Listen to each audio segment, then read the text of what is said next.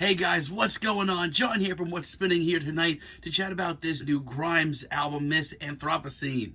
Grimes is a Canadian pop experimentalist, and for years now she's been pushing pop to some pretty wild levels. Now I'm just going to come out and say it, her early work, 80 Primes and Halifaxa, I've never really been able to really get around that. Now, we here at What's Spinning, we're honest.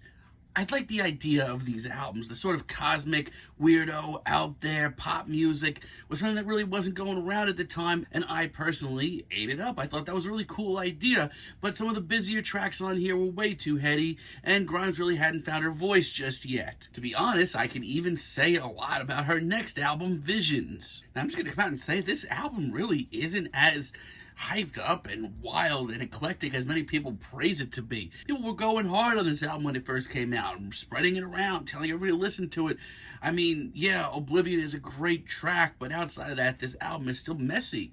For my money, Grimes finally started to really get her voice and get her style down with 2015's Art Angels. It's a very adventurous pop album that is really easy to get into, super catchy, great production, but also is totally out there and has really weird features and really shows Grimes like pushing herself as an artist. Now, Grimes has led up to this album with a slew of singles, most of them very, very good. So let's chat about this thing. Let's see what Claire's been up to for the last 5 years. I mean, outside of dating Elon Musk.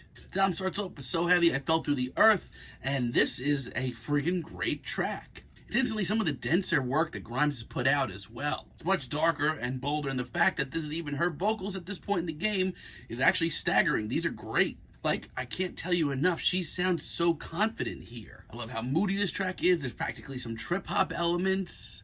And this entire atmosphere is just hitting the spot. And I don't know about you, man, but this just really gets me in the mood to listen to the rest of the album. It's really exciting as an intro. I would even say that this could go toe-to-toe with some of her best stuff. I mean, this is a 6-minute intro, but it's not really overstaying its welcome. It's actually pretty epic. No, I honestly think that Grimes has finally found her own little unique niche in the pop world. Speaking of a bolder sound, Darkseid is even bolder. It's much more suffocating, this track, and Grimes sounds almost hypnotizing here. Between the more dreamy vocals to the very eclectic and wild altered vocals, this track has a lot going on. Now, for me, I honestly don't think there's anything here that's easily as accessible and first listen love as anything on Art Angels, and these very out there lyrics don't help that, but still, I'm all for this. Later on in the album, My Name is Dark shows her bringing in some more organic instrumentals. It gives this track just enough of a human touch, even though I'm sure if Grimes heard me say that, she would be very happy. It's a seriously twisted track with everything from very ethereal and breezy singing,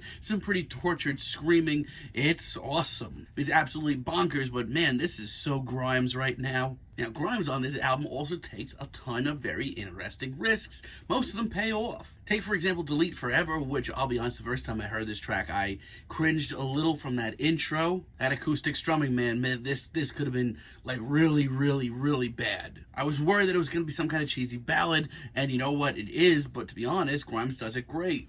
It's got a great beat that comes in, and her lyrics and her vocals are at her most humble here. And yes, you can argue that this comes off as some weird 90s relic, but it's one that I would have loved to have found. And Violence was one of the earliest tracks revealed here. And at first, I'll be honest, I didn't really know what to think of it. But I do like its very upbeat and cavernous feel. It's very hard to place. And these beats in the background continue to be a gigantic selling point for me. I love this. I think as an album, I don't have any problem saying this is one of Grimes' odder works, and that's really saying something. But her pop star mentality is as strong as ever, as she is writing some incredibly catchy tunes that are both catchy and fun and sort of sexy and very Grimes. And not for nothing, 4 AM is easily my favorite track here. I love the sort of tribal vibe to this track and just how intense this beat is. It's also refreshingly upbeat and mysterious and sort of mystic as well. This is a real shot of adrenaline between the very exciting upbeat verses and this sort of ethereal chorus as well. It is great. And Before the Fever is honestly one of the most epic tracks here. It's strange. This is a real risk room. It's strange. This is a real risk as far as I'm concerned. The intoxicating vocals and the dreamy atmosphere are something out of the trap world. And honestly, they come off really well. And for a pretty futuristic sounding album, this is easily the most futuristic track here. There's tons of electronic elements and actually some industrial ones as well. Once again, the risks come off very well, and Grimes by the end of this track with her moaning sounds otherworldly. I love this. Now, there are a few slight hiccups on here. For one, New Gods is my least favorite track of the bunch. Now, I feel like by this point, Grimes should be in the position to do whatever the hell she wants. That includes a ballad like this. As a matter of fact, hearing her vocals over this very sparse instrumental should be pretty flooring. But I don't know, man. For me, this is just alright. Lyrically, this is a little awkward. It seems to me like Grimes is out of her comfort zone, and she is. And the production here isn't nearly as impressive. This is a flop for me. And You'll Miss Me When I'm Not Around is a track that I really, really want to like. Remember earlier when I said that adding in some slight organic instrumentals here and there was actually pretty hip? Well, here, it comes off like actually really kind of obnoxious. I do like the playful vibes of this track. As a matter of fact, I love the lyrics of this thing as a whole. But instrumentally, this track is just not for me. I just feel like everything comes together really ugly here. It just clashes. It's just not very flattering. And Adoru, as a finale, I've got so many clashing thoughts on as well. This track alone is such a stark contrast from everything else here. That alone is pretty head-scratching. It's much more sunny and bright. It actually reminds me of a whole lot that was going on Art Angels.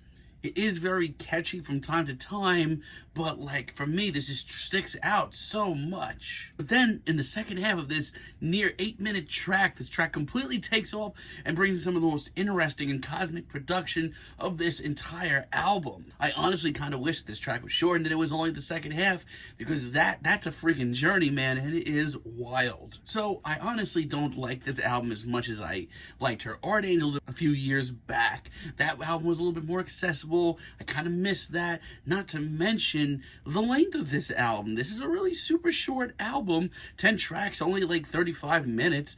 But it's been 5 years. Give me like a 45, 50 minute, 15 track album. Come on. I don't know. I feel like this could have been a little bit more in depth, but still, Grimes is on another level in pop right now. She is doing some pretty wild and creative stuff, and I think that her production has gotten to an all-time high, and I'm really excited for the future, and I hope that we don't have to wait another 5 years for another Grimes album, because I think that she still has yet to make her crowning masterpiece. But that's just me. I'm feeling a light 8 on this album, but let me know what you guys think down below. If you like the video, be sure to give us a like, give us a subscribe, and let me know down below what you would like for me to chat about in the future. And until next time, have a great day, guys.